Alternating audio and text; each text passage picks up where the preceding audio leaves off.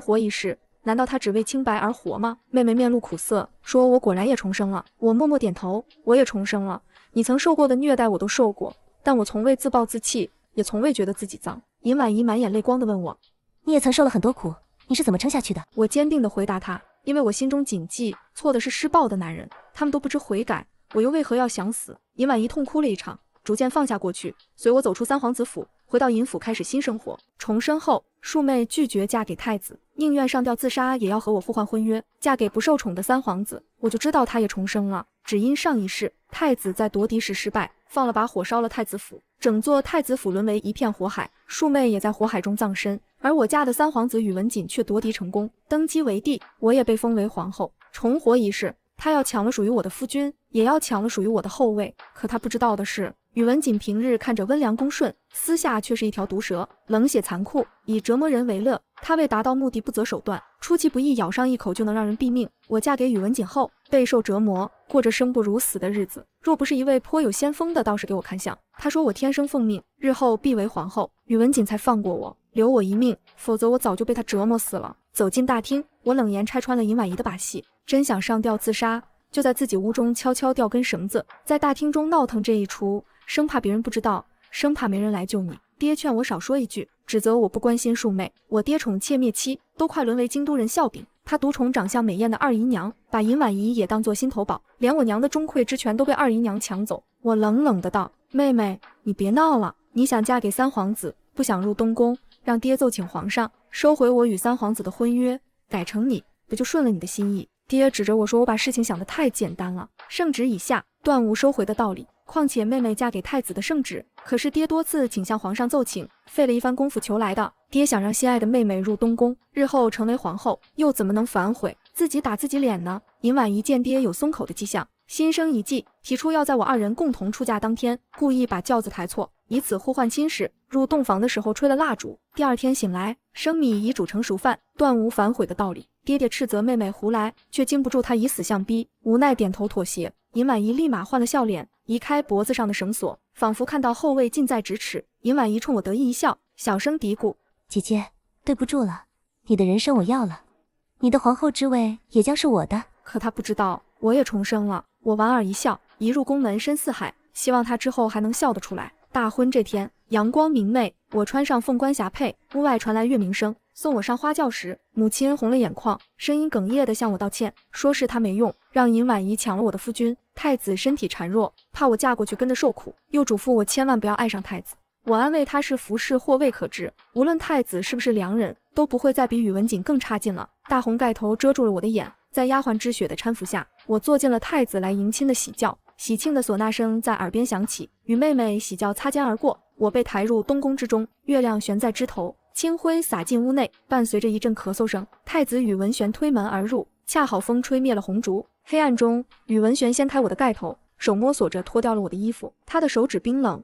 像常年不晒阳光的人。他躺到床上让我服侍他，这是做太子妃应该做的。我没有推诿，解掉他的衣扣，想亲吻他的脸颊。宇文玄别过头，说用不着，要我直接点，速度了事。我点头答应。他的身体冷得像万千不化的雪，怎么捂都捂不热。快速完事后，我提议帮他搓搓，他翻了个身，背对着我，只说随便。我钻到被窝那边，把他的脚放入怀中，揉搓了半个时辰，终于揉热了。清晨的阳光照进房中，醒来时我还抱着宇文玄的脚。下床穿衣服的响声吵醒了宇文玄，他坐起来，瞧见我的面容，好看的眸子中闪过诧异之色，惊得从床上跳下来。尹青瓷，怎么是你？为什么不是尹婉仪？听他的口气，似乎很失望，毕竟妹妹乃是京中第一美女，由妹妹换成长相清冷的我，落差一下子太大。我觉得自己表现得太平静了，暗中很掐了自己一把，高声尖叫，手指乱舞。我怎么会在太子殿下房中？昨晚我跟谁睡的？一瞬间，我脸上呈现出惊异、惊恐、无助之色，便哭了起来。宇文玄双颊微红，连忙穿好衣服，唤侍卫去探查，查清是上错了花轿。宇文玄眯着眼睛问我怎么想，阴差阳错嫁给太子殿下是我的福气，我愿意待在太子身边，忠心伺候太子。我装作一副顺从听话的模样，宇文玄眼中闪烁着金光。如此甚好，反正昨夜你已与本太子成了夫妻。宇文玄捂住胸口大声咳嗽，脸瞬间涨红。宫女端来一碗药，他一饮而尽，才稍微好点。走出房间时，宇文玄依旧红着脸，但却告诉我以后在东宫，除了应守的礼仪，可以像自己家中一样随意，不必拘束。皇上得知花轿上错，并未大发雷霆。我跟宇文玄拜见他时，还赐了我们一对精雕的龙凤玉佩。御前，我见到了妹妹，她脸上擦着厚厚的脂粉，大夏天脖子上套了条绣花丝巾，应是想掩住脖子上的伤。回想上一世，我嫁给宇文锦那晚，简直场噩梦。他用鞭子狠狠鞭笞我，用阴毒的手掐我脖子，扯我的头发，扇我耳光。我跪地求饶，求他手下留情，他却越加兴奋。他喜欢听女子尖叫求饶的哭声，这种声音落在他耳中是最美妙的仙乐。三皇子府中，每个月都会有宫女被他折磨致死。这一世，重生的尹婉仪抢走了我的人生，也抢走了宇文锦施加在我身上的痛苦。拜见完皇上，从重阳殿出来后，尹婉仪叫住了我，把我拉到无人之地，抓住我双肩质问我，她要嫁给三皇子时，我为什么不阻止？又问我是不是早就知道什么，心中根本不想嫁给三皇子，所以故意顺水推舟。尹婉仪恨恨地说，我把她害得好惨，分明是她自己做的选择，此刻却把罪过都推到我身上。我推开她，只说不知道她在说什么。她把我按在假山突出的石头上，眼底猩红，露出残忍的笑。太子性子温和，你以为嫁了魏良人，可我告诉你，太子3年后就会死，你也会在大火中被活活烧死。你知道火烧遍全身的滋味吗？痛不欲生，恨不得把身上每一片肉割掉，可到处都是火，无处可逃。他提前告诉我太子的下场，想让我这3年在恐惧中度过，可死亡不过止痛一瞬间，而宇文锦的折磨却日日得承受，我又怎么会恐惧呢？宇文玄这个太子当得挺憋屈的，他文不如二皇子宇文义，武不如四皇子宇文宏，阴谋算计不如宇文锦。平日里他在政务上的提议被皇上骂得狗血淋头，久而久之他彻底摆烂，不热衷在皇上面前出风头，尽量皇上面前沉默寡言，降低自己的存在感。在太子府中，他不思进取，以吃喝玩乐为主，每顿饭要上28道菜，6种美酒，5种瓜果。望着满满一宴席我见都没见过的珍馐美食，口水不自觉流下来。宇文玄给我加了鹿尾，烧得鲜香的鹿尾非常有嚼劲，新鲜肥嫩。在三皇子府，我只能吃残羹剩饭，大部分一股馊味。他像对待畜生般对我，欺负我。面对一桌子美食，我保持着矜持着姿态，礼仪到位，丝毫挑不出错误，但手上的速度却不见慢一点。宇文玄问我喜不喜欢，我连忙点头，意识到自己有些失态，我不自觉的有些脸热。瞧我一副脸红的样子，宇文玄抿唇微笑，一双眸子如星辰般璀璨。他摸了下我的头，王妃以后每晚伺候本太子辛苦了，以后想吃什么就吩咐下去就好了。我如小鸡啄米般点头，吃饱喝足，洗了个热水澡。知雪进来说太子殿下又召我侍寝。当晚我脱去外衣站在床前，问宇文玄是否要像昨日那般伺候他，快速了事。他慌忙说不用，让我这次帮他暖手就行。躺在软绵绵的床上，我揉搓着他冰凉消瘦的手，心想这般舒适怡然自得的日子，哪怕只过3年也值当了。镇北大将军徐振远连打3场胜仗，凯旋而归，皇上大喜，命宇文锦亲自在京都门口迎接。算着日子，那天也快要到了。徐振远不喜金银珠宝，只有一个癖好，爱睡别人老婆。他仗着位高权重，侮辱了不少手下将士老婆，将士们有苦说不出。上一世，宇文锦为了拉拢徐振远，在府中大摆宴席，趁我饮了几杯酒，晕乎乎时把我抬入徐振远房中。我拼命反抗，把金钗刺入腹部，血流了一地，奄奄一息，扰了徐振远的兴致，才得以逃脱。这一世面对相同的情况，尹婉仪该如何应对呢？电闪雷鸣，大雨倾盆，席间多饮了几杯酒，被抬入房中。尹婉仪头发晕，厚重的木门从外面被推开，尹婉仪下意识地缩了缩身体，一双长满老茧的大手搂住了尹婉仪的腰肢，把她拥入怀中。尹婉仪意识到不对劲，质问他不是三皇子，到底是谁？他想以皇妃的名义让徐振远知难而退，却不料徐振远居然告诉他，若未经三皇子同意，他能出现在这里吗？尹婉仪叫天天不应，叫地地不灵，崩溃大哭。宇文玄喜欢玩乐，经常在东宫大摆宴饮，邀请几位兄弟同乐。酒过几巡，宇文锦过来向我请安。听到这熟悉的如蛇般低沉的声音，我下意识地打个冷战，回头对上宇文锦残酷不含一丝感情的眸子，想起他施加在我身上的痛苦，我心中升起一股寒意。我不想多看他一眼，只说不必多礼，眼神移动到站在他身边的妹妹身上。尹婉仪眼中没了往日神采，肩膀低耸着，整个人仿佛被抽去了灵魂，心中咯噔一跳。尹婉仪不像我能对自己狠，敢以金钗插腹，身子怕已是被徐振远糟蹋了。宇文锦色眯眯的眼神在我身上游离，犀利的眼神宛如要将我剥光。这是本皇子与太子妃见的第2面，不知为何对太子妃却有一种熟悉的感觉。宇文玄赶来，提防地看着他，像宣誓主权般握住我的手，警告宇文锦：皇帝，这是孤的太子妃，说话还是要有些分寸的好。尹婉仪猛地抬头望着我，眼中流露出羡慕之色。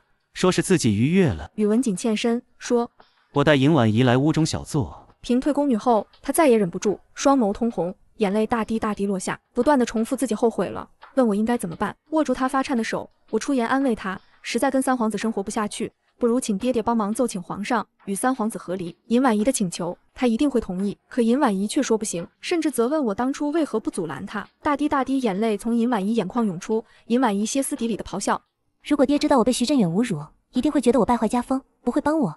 该日日受到折磨的是你，该被徐振远侮辱的也是你。呵呵，如今却转移到我身上。姐姐，你好狠的心，你是不是早就知道宇文锦是什么品性的人？眼睁睁看着我跳入，却不阻拦，自以为重生后提前知晓结局，我可以掌握命运，却没想到走上一条生不如死的路。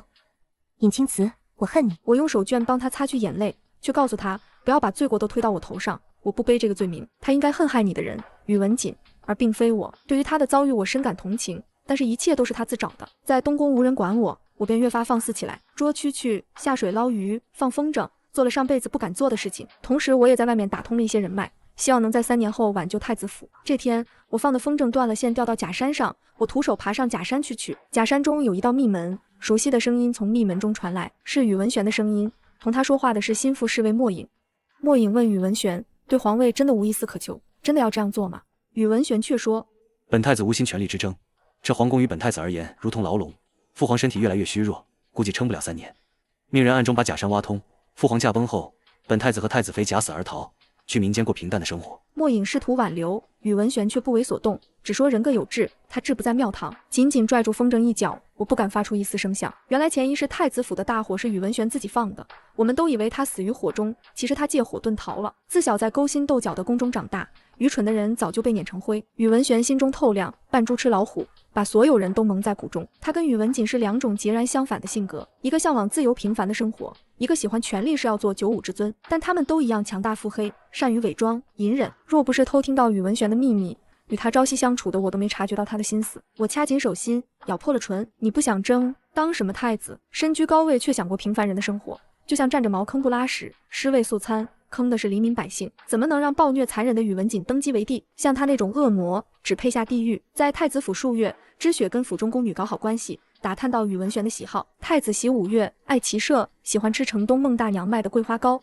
最爱的颜色是红色。知雪说自己虽然没有打探到太子喜欢什么样的女子，但听太子奶娘说，在太子15岁那年参加中秋宴饮当晚，太子整夜没睡，在房中画了一幅画像。奶娘匆匆一瞥，只见是一位生得极美的小女孩。在那之后，奶娘再也没见到过那幅画像，具体画像上人是谁，她也不知道。太子并不近女色，虽在东宫经常举办宴会，邀请歌女头牌来跳舞，却从不染指他们。怪不得堂堂太子府，除了我之外，连一位侍妾都没有。想起嫁入东宫那晚，太子别着头让我快速了事，连看都不想看我一眼，只因想给皇后娘娘留个皇孙。我让知雪把柜子里的素色衣裙全部换成红色。知雪感觉我与平常不同，问我想做什么。我对静描眉点唇，额间点上花蕊，勾唇浅笑。太子殿下痴情，心中有喜欢的女子是好事，说明他曾动过心，不是真的清心寡欲，无欲无求。这男人啊，就是喜欢肆意情窦初开时令他心动的女子，那女子不管再好，也只能停留在回忆中，碰不到摸不着，哪有身边人知心可人？如墨般浓稠的长发随风飘动，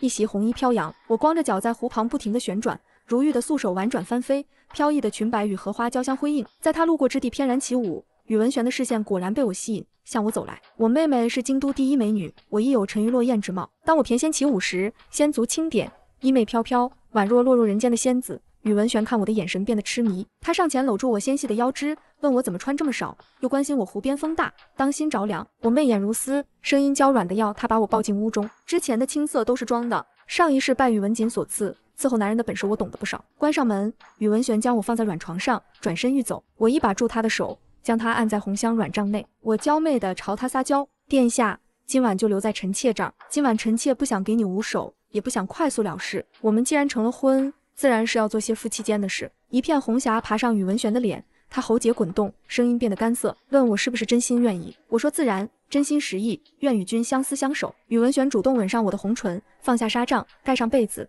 与他唇齿交缠，耳鬓厮磨，共赴巫山云。这一晚他的手不再冰冷，火热了一整夜。第二天宇文玄罕见没有早起，睡到日上三竿，连常饮的药都没喝，去御花园中耍了一套剑，整个人看起来生龙活虎。未喝的药我没倒掉，让知雪去东宫外找位靠得住的大夫检查，结果并未让我意外，此药常喝会令人咳嗽不止，看起来病恹恹的。半年后，宇文锦生辰，我与太子一同前往赴宴，寒风呼啸，大雪纷纷，轿辇一步一颠，宇文玄让我躺在他宽阔的肩膀上，一股温暖内力从他身上传来，为我驱散寒冷。他问我想不想去一个没有权力斗争的世外桃源生活，我装作不知他的意，回答普天之下莫非王土，哪里有诗人口中的世外桃源？宇文玄却说不，天下有7国，在7国之外还有诸多无人踏足的岛屿，总能找一处世外桃源。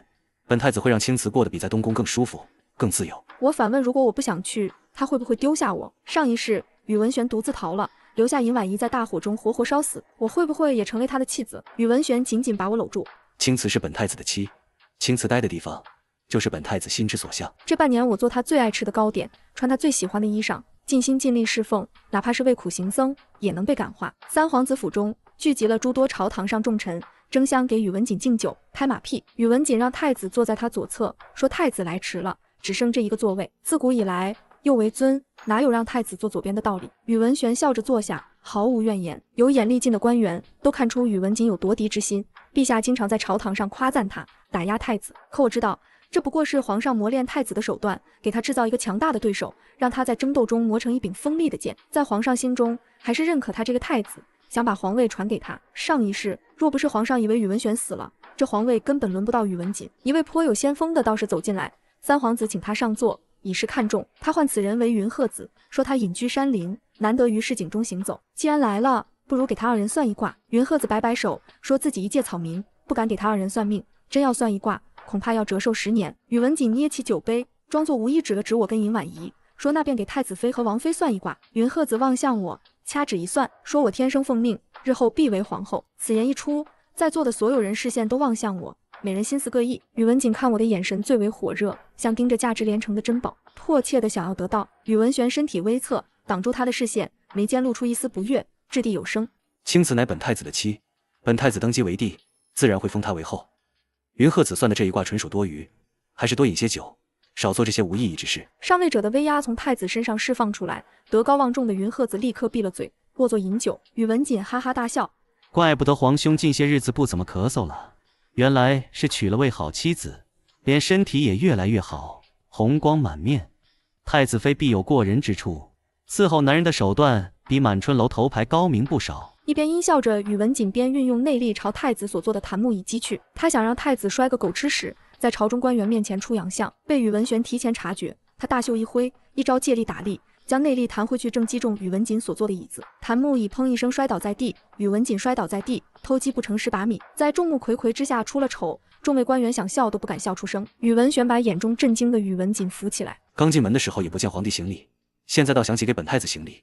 皇帝重视君臣之礼，本太子深感欣慰。宇文锦疑惑地问他何时功力练得如此深厚。宇文玄眼睛微眯，不怒自威。皇帝脚步虚浮，如病鬼劳夫，连坐都坐不稳，有失皇室风范。看着给我出气的宇文玄，心里涌入暖流。上辈子看尽了人情冷暖的我，这一世只想抓住眼前的人。宇文玄就把他比作病鬼劳夫，给我出了口气。源源不断的内力像座山岳般压在宇文锦双臂上，使他双腿乱抖，背都直不起来，急忙后退一步，摆脱宇文玄。宇文锦面色变得凝重，只说多谢皇兄教诲。宇文玄意有所指，坐上不属于自己的位置，便会摔跤；盯着不属于自己的东西看，就会被鹰啄了眼。两人视线在半空中相撞，如两道雷相击，擦出剧烈的火花。他指的是我，告诫宇文锦不许把主意打到我身上。落在大臣耳中，皆以为他指的是皇位。太子少师激动得热血沸腾，说谢天谢地，咱家太子终于把心思放在夺嫡上了。宴会继续，可宇文锦眼中笑意全无，嘴角硬生生挤出几丝微笑。快到晚上时，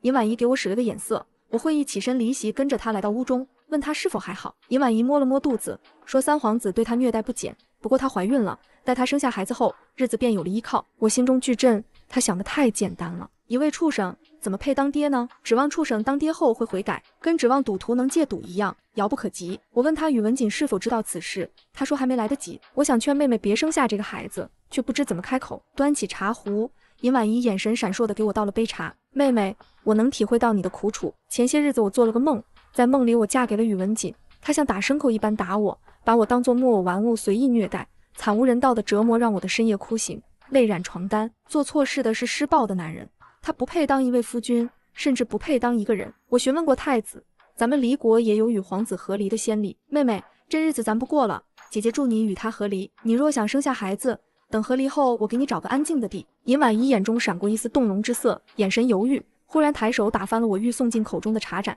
姐姐，这水里面下了药，是三皇子逼迫我这么做的。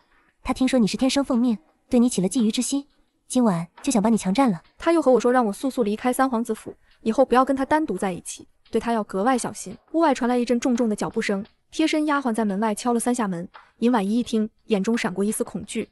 来不及了，他来了，姐姐先去屏风后面藏起来，不管发生什么都别出来。门砰一声从外面被踹开，三皇子带着一身酒气和怒意走进来，问他事情办得怎么样了。姐姐察觉到茶水有异样，人已经走了。抬手，宇文锦狠狠给他一巴掌。没有用的东西，交代你这么点小事都办不好，去，不管你想办法都得把太子妃叫回来。殿下，我觉得胸口发闷，胃中反酸，非常难受。宇文锦却又给了他一耳光。尹婉仪挨不住，终于说自己怀孕了。他本以为宇文锦看在孩子的份上会对他手下开恩，哪知道宇文锦眼中戾气大盛，一脚踹在他肚子上，腹痛不止。尹婉仪捂住肚子，不明所以，问他为什么。宇文锦缓缓走到他身边，抬起脚，一下接一下踏在他肚子上，还用后脚跟在他肚子上摩擦。尹婉仪痛得在地上直打滚，泪如雨下，不住哀求：你跟别的男人睡过，谁知道你肚子中怀的是谁的种？如果怀的不是本王的孩子，岂不是给本王戴了顶绿帽子？本王不想看到你肚子的孽种。他拽着尹婉仪的头发，把她提起来，按住她的腰部，狠狠往桌角上撞。尹婉仪，谁叫你如此没用，一点小事都办不好？为什么你不是天生奉命？躲在屏风后的我气得咬牙切齿，却不敢出去。一旦他看到我，指不定会做出什么疯狂的事。一阵嫣红的鲜血从下身流出，尹婉仪无助的情绪淹没了全身，可她的身体被宇文锦力量束缚，无法挣脱。宇文锦掐住她的喉咙：本皇子明明娶的是你姐姐，可进门的却是你。我听说了，为了嫁给我，你一哭二闹三上吊，费了不少苦心。如果你挡了本皇子当皇帝的路，本皇子会把最残忍的刑罚一一用在你身上。别鬼叫了，本皇子不会给你请太医。今天是本皇子的生辰，你小声点，别让外面的宾客听见。把眼泪擦干，下身的血处理干净，等会儿去前厅应对宾客。宇文锦走后，我才敢从屏风后面出来，将妹妹扶起。妹妹痛得脸色发白，神色癫狂，用带血的手紧紧抓住我衣襟。姐姐，孩子，我的孩子没了，我还不知道是男是女，他还没见过这世界一眼就死了。你说的对，我该恨的不该是你，而是宇文锦。姐姐，求你给我带来一把刀，或者带最毒的毒药进来，我要毒死他，毒死害死我孩子的畜生。我替他心痛，他过的日子比我上一世还惨。你别犯傻，皇子们从小接受训练，武功高强，你的刀还没捅到他身上，就会被夺下。你当他们尝不出毒药的味道吗？你真的给他下毒，不仅毒不死他，事情一旦败露，还会连累爹爹以及整个太傅府。尹婉仪绝望的嘶吼，说自己实在熬不住了，要自杀。我帮他换了一身衣服，擦掉身上的鲜血，扶到镜子前整理妆发。曾经的京城第一美女，如今像凋零的花朵失了颜色。折磨你的人还没死，你怎么能死呢？妹妹，不管处于何种境地，都要勇敢地活下去。从三皇子府中出来后，我没有上轿子，踩着冰凉的积雪一步一步朝前走。大片雪花落在我头顶，寒风钻进我脖颈，像刀般割着我脸颊。宇文玄踩着我的脚印跑过来，用内力帮我融化落雪。婉婉，发生了什么事？为什么看起来很不高兴？他郑重地握着我的手，说我有任何想要的，只管说出来，我都会答应你。望向他清澈的双眸，那双柔情似水的眸子中唯有我。这一刻，我能体会到他浓烈的爱意。我掷地有声：臣妾想让这天下的女子都不再依附男子而活，想让他们地位不再卑微。臣妾希望天下的男子像太子这般敬爱妻子，不能随意打骂虐待妻子。臣妾希望天下的女子从小能识书明理，是真正的学识，而非是在家从父，出嫁从夫，夫死从子这种愚化的思想。宇文玄听懂我话中之意，一向玩世不恭的双眸变得刚毅。青瓷是与众不同的女子，心中有沟壑有抱负，本太子也要好好努力，达成青瓷所愿，才有资格站在青瓷身边。青瓷天生奉命，离国皇后之位只能是青瓷的。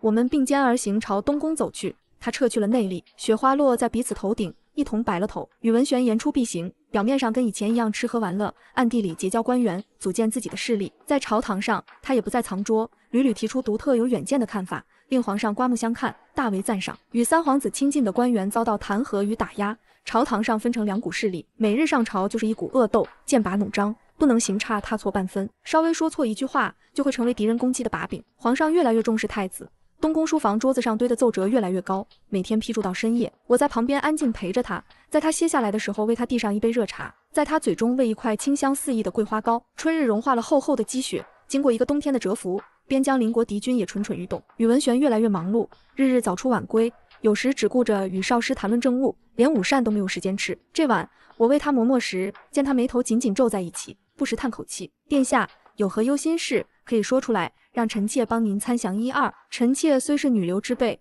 父亲自小教我读书识字，说不定能为殿下排忧解难。”宇文玄拽住我的手，娓娓道来：“原来是边疆战事在起。”皇上主意镇北大将军徐振远挂帅出征，徐将军骁勇善战，武功高强，资历又深，由他出征自是再合适不过，群臣皆无反对。只是他不想让徐将军出征，若在以前，他一定举双手赞成。可徐将军投靠了三皇子，若这次出征再打胜仗，父皇犒赏三军，将封他为镇国大将军，成为武官之首。到时候他统领离国30万大军，也会成为三皇子最大的助力。无论如何都要阻止他挂帅。这几天，他让几位心腹在朝堂上弹劾徐振远。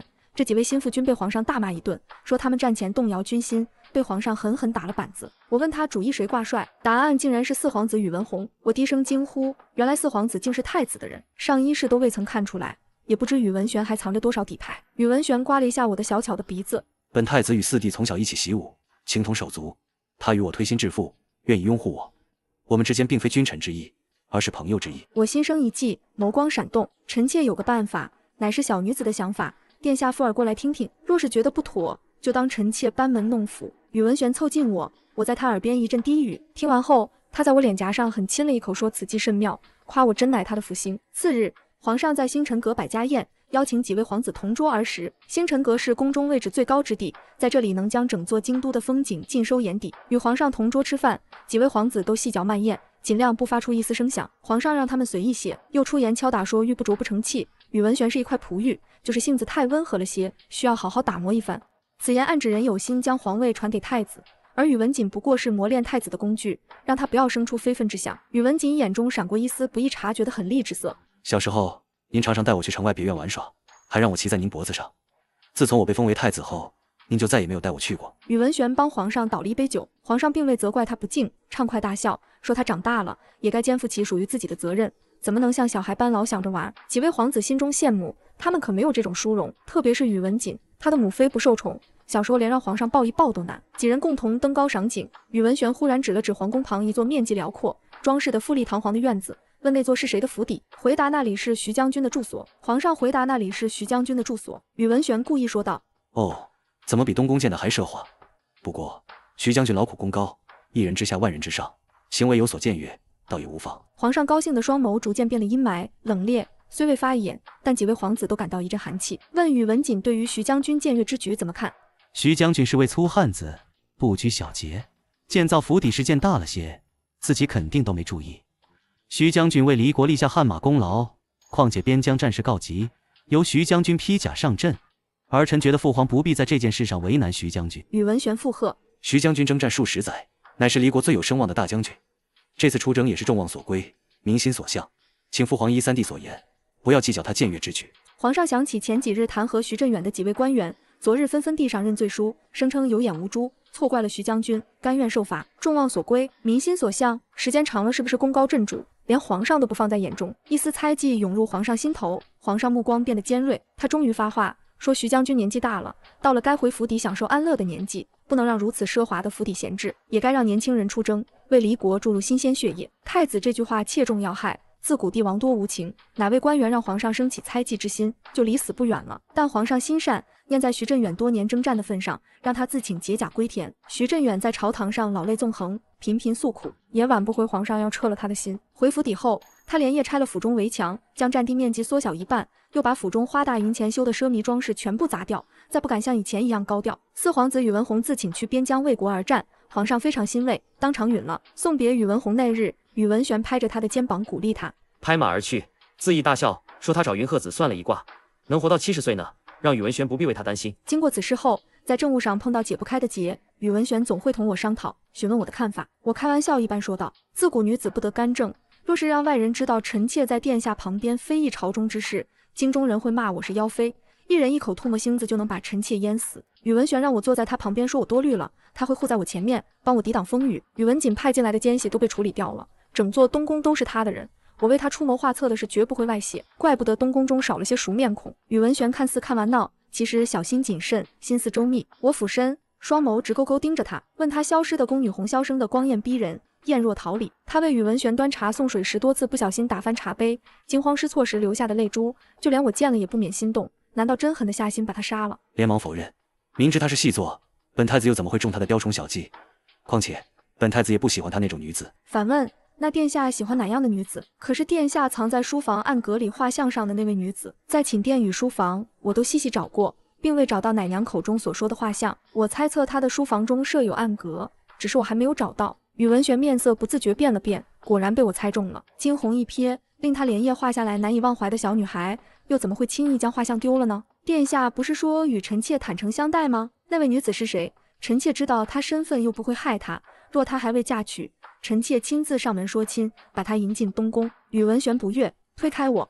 青瓷可真大度，不仅不吃醋，还想当本太子的媒人。我极认真的点头，说自己说的都是真心话。我既为太子妃，自然知道肩上责任与寻常女子不同，也不会像寻常女子那般随意吃醋，阴奉阳违，坑害其他妃嫔。如果太子真的有喜欢的女子，我愿意与他分享。宇文玄却气得面色绯红，质问我说的不是一位妻子该说的话，要我出去，今晚不许我侍寝了。我转身就走，走出寝殿后，身后传来宇文玄摔杯子的声音。尹青瓷，让你走你就真走，平时也不见你这么听话。紧跟在身后的知雪一颗心提到嗓子眼，担忧地问我就这样走了吗？我脚下步伐越来越快，走得干脆利落。他心中念着别的女子，本宫都没说生气，他倒先摔杯子了，不能对他太好了，先晾他4、5天，咱别踏进太子寝殿。晾着宇文玄的时候，我经常心神不宁，长夜也变得漫长又孤寂。倚在窗户旁，月亮的清辉洒在我脸上，想起出嫁那日母亲对我的叮嘱，千万不能爱上太子。我重重叹口气，娘，你的话不是我没听进去，而是做不到啊。宇文玄不知什么时候悄无声息走到我身后，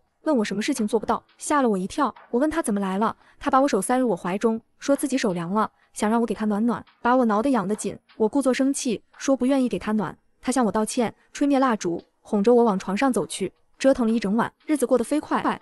转眼1年过去了，边疆战事焦灼，宇文宏还未归朝。初春，冰雪消融，皇上在香尘山狩猎，邀诸位皇子陪同，并说今日的彩头便是他手中这张长弓。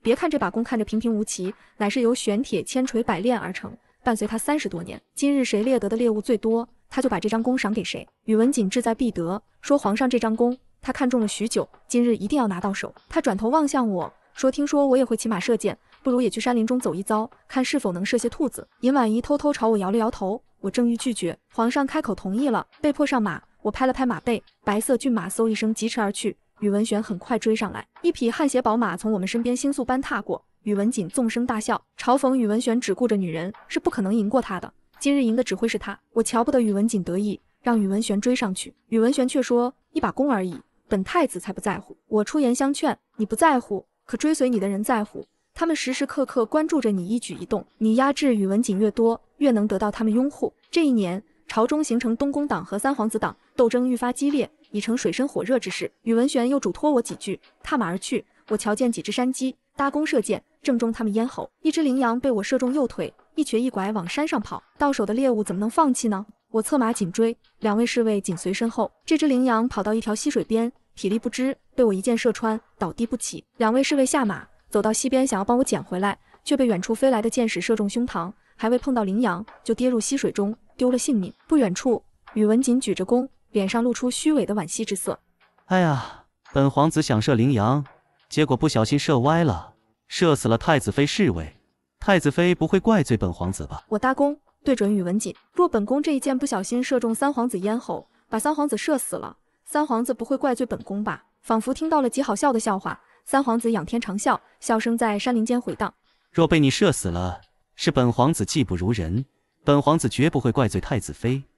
本皇子自问不曾得罪过太子妃，为何太子妃看我的眼神像在看一位仇人？我怒骂她是女子为玩物，随意折磨，每次看到她我都觉得恶心。宇文瑾嘲讽一笑，你说的是你妹妹，她太不经玩了，本皇子已经腻了。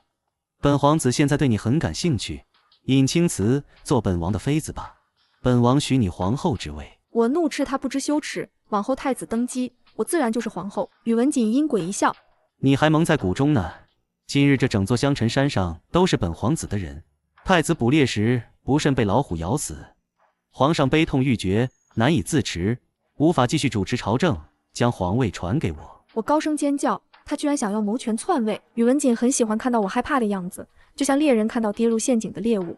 这1年来，父皇越来越看重太子，摆明要将皇位传给他。按部就班，本皇子没有胜算，只得另辟蹊径。你当徐将军解甲归田后，真的肯在家老实种花种草吗？他暗中联合旧部，帮本皇子拉拢人心，筹谋1年，在香尘山设下陷阱。香尘山上响起震天动地的厮杀声，宇文瑾脸上露出享受之色。杀，将阻碍本皇子的人都杀光，一个不留。尹青瓷，你也别想逃。本皇子瞧这里风景不错，你就在这里成为我的女人。宇文瑾来到我身边，一掌拍死我骑的白马，把我拽下马，按在地上，开始撕扯我的衣服。我挣扎着想要逃跑，可宇文瑾却死死擒住我，说我虽然你生的不如妹妹美艳，可眼中有一股倔强之色，激起他的征服心。今日在山林深处设下杀局，围杀太子，他却只想来捉住我，得到我。就在此时，一道箭矢贴着宇文瑾的头皮飞过，在他头皮留下一道血痕，击碎了他的玉冠，长发乱舞，浑身是血的宇文玄出现在山头，身上散发着浓浓杀气。三弟，把脏手从太子妃身上拿开，否则别怪本王不顾兄弟之情，要了你的命。宇文瑾顿时懵了，不知道他怎么会出现在这里。宇文玄双眸如火烧般死死盯着宇文瑾，生怕他对我不利。你自以为无坚不摧的围杀之举，早就被本太子察觉。本太子装作不知，实际早在香尘山深处设下暗卫，将你的人都杀了。唯一没料到的是，皇上忽然让我也进入山林狩猎。为了我的安危，宇文玄本想跟随我，可他不入陷阱，宇文瑾定不会发动袭击。我以追随他的人相劝，宇文玄才舍我而去，将围杀他的人都杀死。活捉徐振远后，没看到宇文瑾的身影，他发了疯般漫山遍野寻找。下马，宇文玄缓缓向宇文瑾走来，我的命还捏在宇文瑾手上，他一颗心提到了嗓子眼，生怕穷途末路的宇文瑾对我不利。皇兄，到底是你技高一筹，臣弟这次彻底败给了你。自从你娶了尹青瓷，身体越来越好，武功突飞猛进，就连谋算臣弟也败给了你。天生奉命，尹青瓷，为什么我娶的不是你？宇文玄冷冷地对他说：皇帝，你已经败了，但本太子再给你一次机会，我们公平比一次武功，赢者执掌江山，输家成为阶下囚。宇文瑾立刻答应，发誓要置他于死地。他积蓄内力朝宇文玄拍去，两人缠斗在一起，一时间飞沙走石，强烈的内劲将我扫出10几米，暂时安全了。宇文瑾招招夺命，这一次宇文玄亦不再隐藏，身如蛟龙，剑势如虹，以势不可挡之势斩断了宇文瑾剑，长剑抵在宇文瑾咽喉处，喉头发甜，喷出一大口鲜血。宇文瑾露出嗜血的笑：皇兄，你藏得真深，把我都骗了。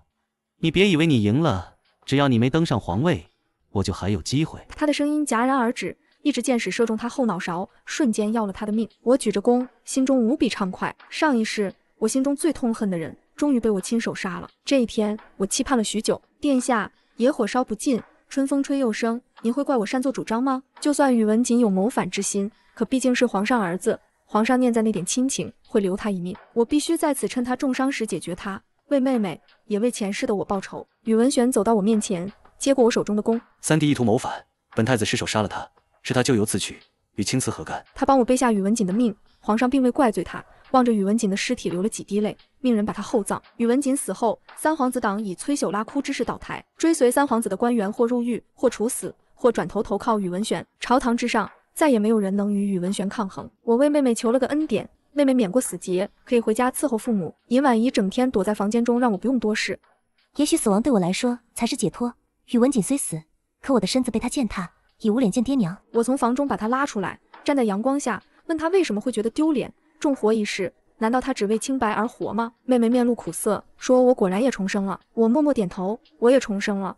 你曾受过的虐待我都受过，但我从未自暴自弃，也从未觉得自己脏。尹婉仪满眼泪光地问我，你也曾受了很多苦，你是怎么撑下去的？我坚定地回答他，因为我心中谨记，错的是施暴的男人，他们都不知悔改，我又为何要想死？尹婉仪痛哭了一场，逐渐放下过去，随我走出三皇子府，回到尹府开始新生活。又过了1年，宇文宏接连打3场大胜仗，凯旋而归。皇上于星辰阁设宴，高兴之余多喝了几杯酒，吐了口一大口血。他自知时日无多，当众宣布将皇位传给宇文玄。忙了月余，登基大典那日，宇文玄硬要拽着我一起参加，让我在他身旁一同接受百官跪拜。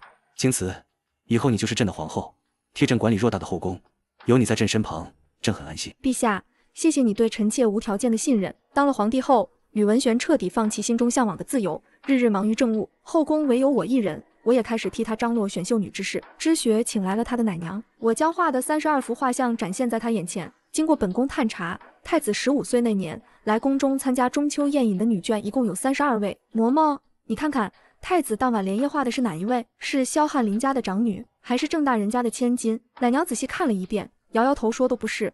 太子15岁那年，这些女眷也不过11、12岁，我画他们长大后的样子，他无从分辨出来。有理，我于是就准备再将他们小时候的样子画出来。那年中秋宴饮，我同妹妹也去参加，女眷小时候的样貌我略微记得，一一将他们小时候样貌画在纸上。我揉着发酸的手，麻烦嬷嬷再看看。奶娘依旧摇头，说似乎都不是，她实在记不得了。又劝说我如今皇上对我宠爱有加，心中唯有我一人，为何要执着于过去的事？谁都不是。我没将妹妹画下来，难道是尹婉仪？本宫并没有执着，只是闲来问下。嬷嬷，你退下吧，此事不许让陛下知道。奶娘行过礼，轻手轻脚地退了出去。殿内复又归于宁静，炭盆里的银丝炭燃得正好，偶尔爆出1、2点细碎的火星，随即湮灭在温热的空气中。我垂眸看着案几上铺陈开的那些画像，一张张稚嫩的脸庞，承载着京都各家贵女12、13岁时的模样。墨迹已干，线条是我竭力回忆后的勾勒，可终究不是他口中惊鸿一瞥的真容。谁都不是，我低声重复着，指尖无意识地拂过自己刚画完的最后一幅。那甚至不是任何一位有资格入宫宴饮的贵女，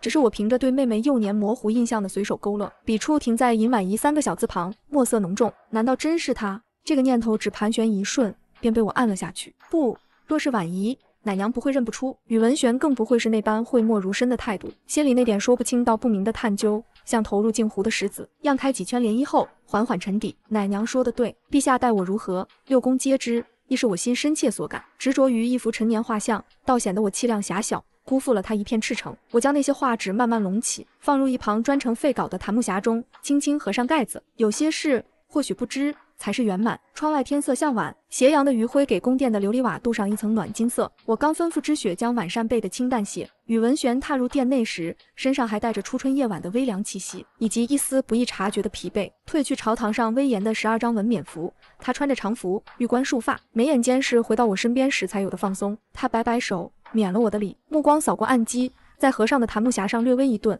随即如常的落回我脸上，问我在忙什么。自然的执起我因作画而微凉的手，包裹在他温热的掌心。我将选秀女的名册与画像之事简单提了，他果然如预料般不甚在意，直到此事不急。继而他从袖中取出一卷明黄绸帛，边缘绣着精致的云龙纹，正是你好的圣旨。他将圣旨展开，铺于案上。殿内灯火通明，将那一个个力透纸背的御笔亲书照得清晰无比。我的目光落在字句之间，起初是正然，随即一股滚烫的热流自心口汹涌而上，瞬间冲撞着眼眶。那些字分明是我曾在他耳畔低声诉说的愿景，那些是我在无数个相伴的深夜谈及天下女子困境时的慨叹与期盼。娶妻之后，不得随意打骂欺辱，若遭暴力，许其父衙属陈情，申领和离。男子为过错一方，分其家产之半，与妻以为生计。不是敷衍的安慰，不是空泛的许诺，他将我的心愿化作了实实在在的律条，字斟句酌，考虑周详，甚至连和离后女子的生计来源都明确列入条款。这不仅仅是帝王对黎民的垂怜，更是一个男子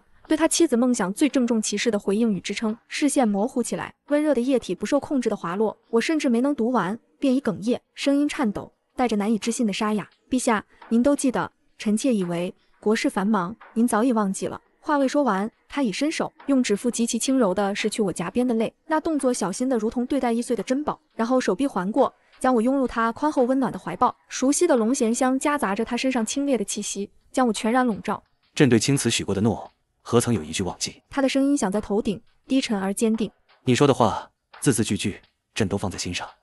只是青瓷，你知道，改变积年旧俗，触动天下男子根深蒂固的权柄与观念，绝非一纸诏书便能顷刻达成。阻力会有，非议会有，甚至执行起来也会困难重重。我靠在他胸前，用力点头，泪水浸湿了他衣襟前小小的那片。我知道他一定顶住了很多方的压力，写下这条法令。正是因为知道其难，此刻的震撼与感动才如此汹涌澎湃。他的手臂收紧了些，下巴轻轻抵着我的发顶。朕会先从京畿之地试行，挑选得力且开明的官员负责。律法颁布后，朕已令御史台暗中查访，揪几个典型的重案要案，从严从重处置，以儆效尤。同时，朕也打算让翰林院编纂一些教化之书，并非高深精义，而是些通俗易懂的故事、图册，讲述夫妇和顺、敬重妻子的道理，令各地官学、私塾宣讲，潜移默化。他缓缓说着他的构想与步骤，如何立法，如何执行，如何教化，如何循序渐进。这不再仅仅是情意绵绵的誓言，而是一个帝王缜密的治国方略。他将我的心愿真正纳入了他的江山社稷之中，准备用时间、耐心与权威去一点点啃噬那坚硬的旧俗壁垒，一下子全部实现，却乎艰难。他最后道，语气里是罕见的温柔与不容置疑的决心。但青瓷，朕既答应了你，便一定会做到。朕会让天下女子渐渐都能活得更像人一些，而非依附之物。总有一日，你会看到你所愿的盛世。我应着，声音闷在他怀里，却充满了力量。臣妾相信陛下。我说这句话不是敷衍，是目睹他一路走来，从隐忍到锋芒毕露，从谋划到君临天下，所积累的毫无保留的信赖。殿内烛火静静燃烧，将相拥的身影投在光滑的金砖地上，拉得很长，融在一处。许久，情绪才渐渐平复。他并未再多言画像之事，我亦不再提起。有些答案或许早已在岁月中不言自明。圣旨颁行近2年后，阻力仍在，但最初的激烈反对声浪确实被压制下去许多，成效也在缓慢显现。京畿之地，衙门受理的虐妻诉状，从最初的门可罗雀到渐渐增多。虽然其中不乏诬告或琐事纠纷，但却有实实在在的冤屈得以伸张。民间街头巷议对此事的态度也从最初的惊骇、不解慢慢分化。不少百姓，尤其是为人父母者，开始觉得这样也好，至少闺女嫁出去真受了委屈，还有个说理的地方。更让我触动的是婉仪的变化。她归家后自闭了很久，父亲起初痛心疾首，二姨娘更是冷嘲热讽，但母亲坚定地护着她。父亲到底心疼这个曾捧在手心的女儿，时日久了也只剩叹息。我将一些外面女子自立的故事让知雪转告于她，起初她毫无反应，直到有一次听说那位北地开绣房的妇人不仅养活了自己和女儿，绣品甚至卖到了京城，她哭泣的眼中似乎有了一点极微弱的波动。后来她开始悄悄拾起荒废多年的女工，她的手原本极巧，只是嫁给宇文锦后身心俱损，早已生疏。母亲为她请了安静的绣娘指导。再后来，她将自己的绣品托母亲送入宫中给我品评，我见那花样新颖，针脚细密，隐隐透着一股沉静却坚韧的气韵，与从前她喜爱的艳丽繁复大不相同。我重重赏了，并让内府按市价收购了她一批绣品。我知道她需要的不是怜悯，而是一个凭自己双手重新站起来的可能。有一次宫宴，母亲携她入宫请安，她依旧沉默寡言，穿着素净，但脊背挺直了许多，望向我的眼神里，早年的嫉妒与怨毒消散殆尽，取而代之的是一种复杂的、近乎平静的释然，以及一丝机不可察的感激。这让我觉得宇文玄所做的一切，以及我们共同经历的这些艰难，都有了超越我们自身情感的更深远的意义。时光如梭，宇文玄继续忙于调整新政推行细节，我则继续管理后宫，教养我们年幼的公主，偶尔接见命妇，从他们口中听到更多来自贵族阶层对新政态度微妙转变的讯息。至少明面上，苛待正妻已成为极为失体面，甚至会影响家族子弟仕途的污点。画像之事早已被我抛诸脑后，直到那年公主5岁生辰后不久，她举着那幅意外发现的画卷，像只欢快的小鸟般跑进我的宫殿。母后，你看，父皇藏起来的姐姐。